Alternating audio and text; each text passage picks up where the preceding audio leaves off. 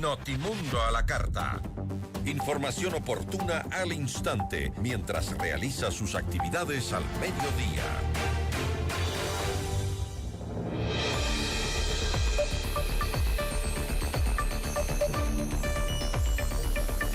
Ecuador atraviesa una de las crisis de seguridad más profundas de su historia reciente. El gobierno, como escuchábamos, ha presentado un nuevo plan contra el crimen organizado con inversión millonaria, refuerzo militar, inteligencia financiera y cooperación internacional. Pero la pregunta clave es si esta estrategia realmente atacará las raíces del problema frente a una estructura criminal cada vez más sofisticada. Nuestra entrevista de hoy en Notimundo a la carta. Vamos a conversar ahora con Diego Pérez, él es experto en temas de seguridad. Diego, ¿cómo está? Muy buenas tardes, gracias por estar con nosotros. Buenas tardes, Gisela, un gusto estar aquí siempre.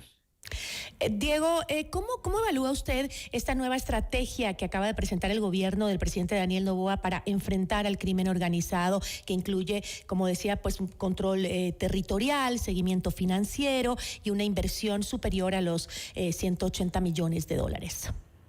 Bueno, me parece que son una serie de pasos importantes, tal como se los ha planteado, en el sentido de que efectivamente hay una necesidad de recuperación del espacio territorial nacional para comenzar a reconstruir la estatalidad.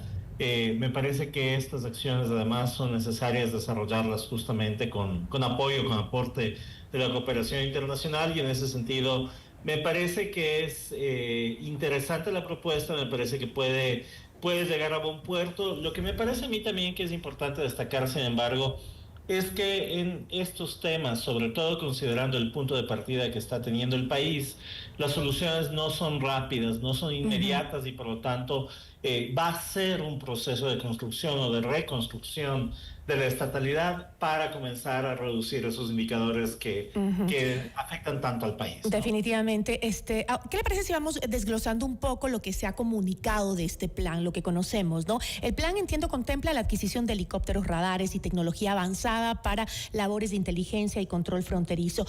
En este ámbito, ¿cree que este enfoque tecnológico y militar es suficiente para debilitar estas estructuras, como yo decía al inicio, que se han vuelto sumamente sofisticadas? Es necesario, yo creo que van a aportar bastante, hay que ver... ¿Pero qué nos falta? A ver, me parece que es necesario fortalecer el costado de inteligencia de todas las labores, es decir, no, la tecnología es necesaria siempre y cuando la sepamos utilizar para que nos provea la información que requerimos, ¿no?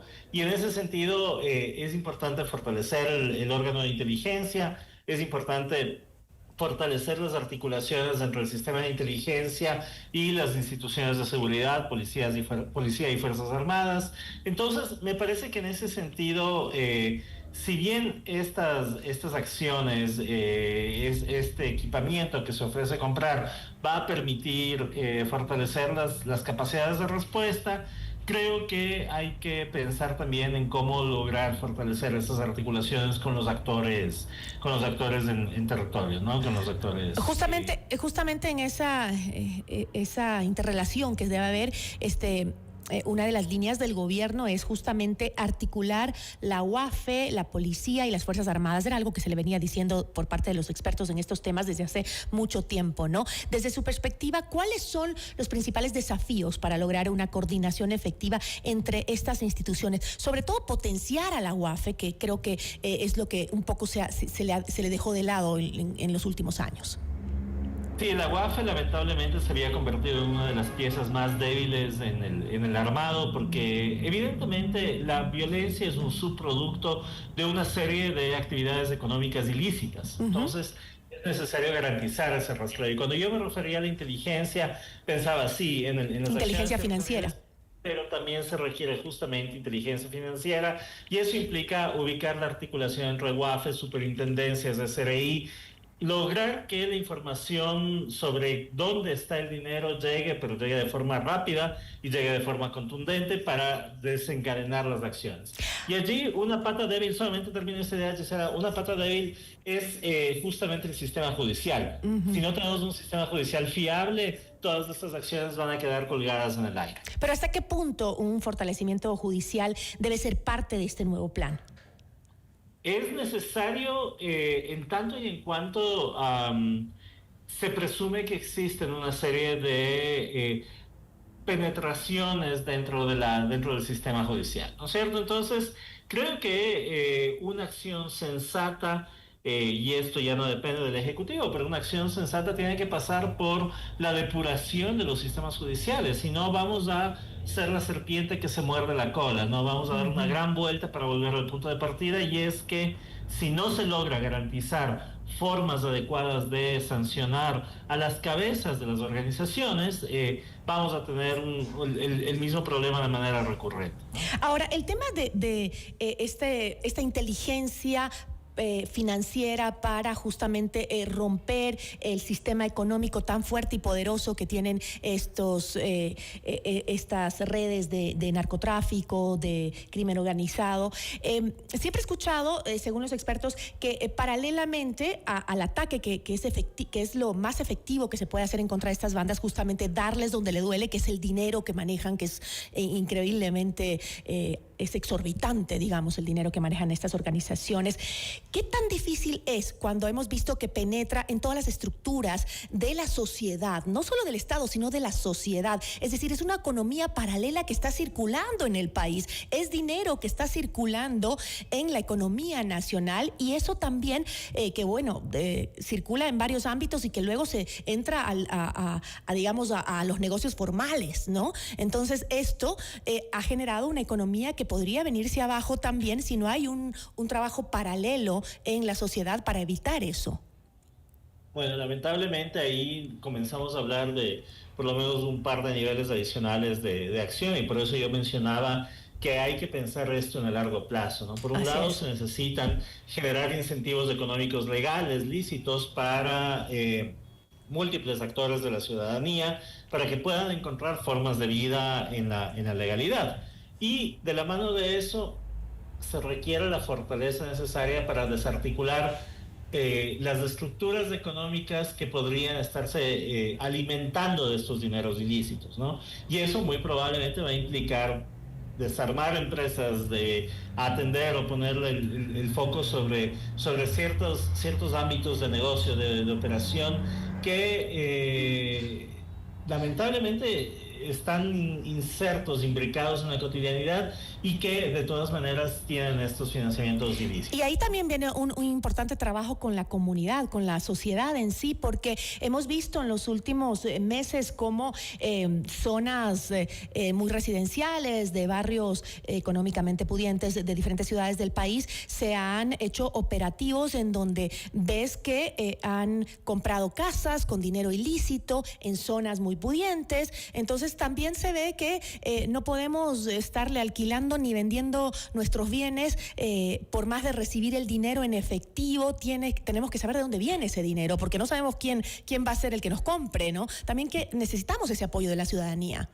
La seguridad no se construye sin la sociedad, ¿no? Es imposible construir cualquier tipo de respuesta, por bien diseñada que pueda estar, si es que no involucramos a la sociedad, ¿no? Y esto es en varios niveles. Hay este nivel efectivo de cómo enfrentamos nuestra cotidianidad, cuál es el dinero que recibimos, o a quién damos nuestro dinero, y eso es un lado, ¿no? Identificar estos elementos del lavado en la cotidianidad, pero por otras partes me parece que es importante pensar en cómo desde la comunidad se pueden entretejer mecanismos culturales un poco más sólidos para reducir los efectos nocivos de esta narcocultura que ha venido creciendo, esta noción del dinero fácil, de ensalzar la criminalidad como forma de vida. En fin, creo que hay muchos ámbitos ahí de trabajo.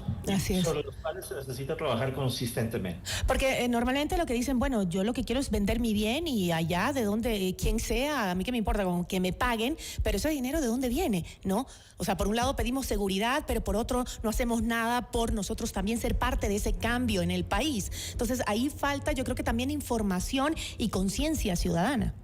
hay una responsabilidad del lado de los ciudadanos, sin duda, y necesitamos trabajar en ese sentido para lograr fortalecer y consolidar estas reacciones ante las potenciales embestidas e inserciones del crimen organizado en nuestra cotidianidad, sin duda. Ahora, el plan también ha puesto el foco en combatir la corrupción y las redes de apoyo político y económico al crimen, ¿no? ¿Cuáles son los riesgos y oportunidades de enfrentar este componente interno dentro del plan de seguridad? A ver, hay una discusión que viene dando vueltas desde hace tiempo alrededor de cómo se puede construir seguridad si es que no es posible identificar quién es el alcalde o quién es el concejal de una zona de frontera que permite la utilización de territorios en su jurisdicción, ¿no es cierto? Uh-huh. O que no hacen control efectivo. Entonces, es necesario, evidentemente, trabajar en esta línea de la depuración, de identificar quién es quién dentro del sistema, quién recibe los financiamientos, de dónde. Y en ese sentido, me parece que es un paso necesario. Acá yo creo que es importante comenzar a pensar un poco más allá del plan, es decir, si es que el plan está ya planteado y me parece importante que se lo haya hecho, creo que es necesario identificar responsables, identificar objetivos, identificar tiempos de ejecución y evitar sobre todo esta narrativa de decirles que es un plan secreto y por lo tanto nadie puede saber nada, porque esto comienza generando justamente estos vacíos de información que llevan a la corrupción, que llevan a la manipulación política de la información. Ahora, organizaciones internacionales también han señalado preocupación sobre posibles violaciones a los derechos humanos en el marco de estas medidas de seguridad que se han planteado en los meses y los años anteriores, ¿no? ¿Cómo ve usted el equilibrio entre esa seguridad tan necesaria y tan anhelada por los ecuatorianos y también algo que debe ir de la mano, que es el respeto a los derechos fundamentales en este nuevo plan? Es que hay una dicotomía falsa ahí. Se ha tendido a plantear que si es que garantizamos seguridad, no podemos garantizar derechos humanos, y eso no es así. El Estado tiene la responsabilidad de garantizar los derechos humanos al mismo tiempo que tiene la responsabilidad de garantizar la seguridad para todos.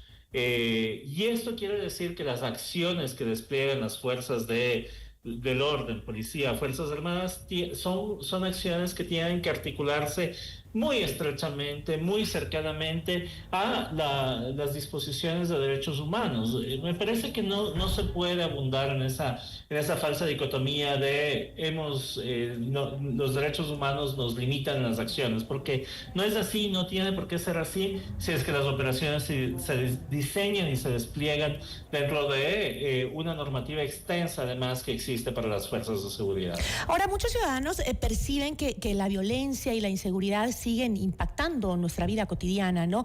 ¿Qué indicadores o qué resultados concretos debería mostrar el gobierno en los próximos 6 o 12 meses? Yo sé que usted ha dicho, esto no es de un día para el otro, esto toma tiempo, pero ¿cuáles son esos indicadores que podemos observar como ciudadanos para confiar en el plan que sí está funcionando?